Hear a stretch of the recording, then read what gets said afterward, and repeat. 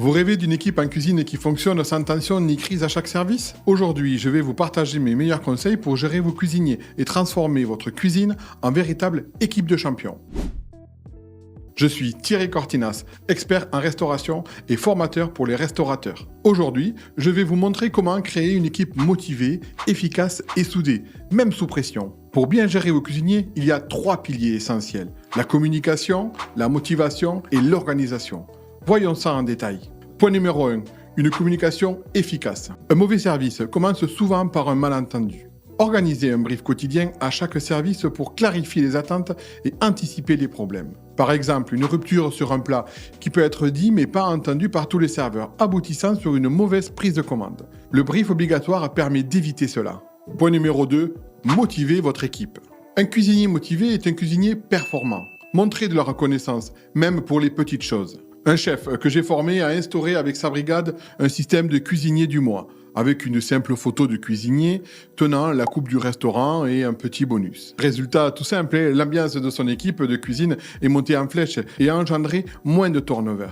On arrive sur le point numéro 3, l'organisation. La cuisine, c'est comme une chorégraphie. Tout doit être parfaitement coordonné. Investissez dans un tableau de planification clair et utilisez des outils comme un tableau de production pour éviter les imprévus. Ensuite, voici mes conseils en management. Vous devez instaurer la confiance et le respect. Je comprends vos défis parce que je suis passé par là. Gérer des personnalités fortes face à la pression des services, ce n'est pas facile. Mais avec les bonnes méthodes, tout devient possible. En cuisine, le respect ne s'impose pas, il se mérite.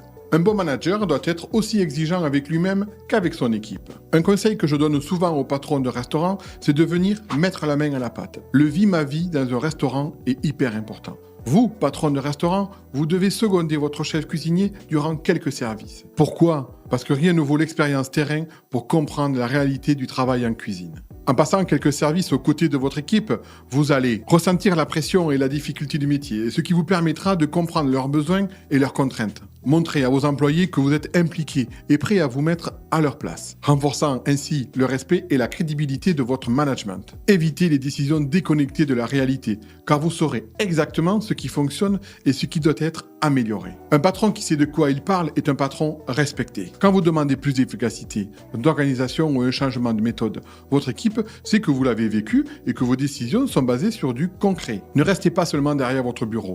Mettez votre tablier, entrez en cuisine et gagnez le respect de votre équipe par exemple. Si ces sujets-là vous intéressent et que vous voulez aller encore plus loin, téléchargez gratuitement ma mini-formation abordant tous les éléments clés d'une bonne gestion d'un restaurant. Cliquez sur le lien dans la description pour accéder à la vidéo. Pensez également à liker la vidéo et à vous abonner. Merci à tous et à très vite pour de nouveaux conseils.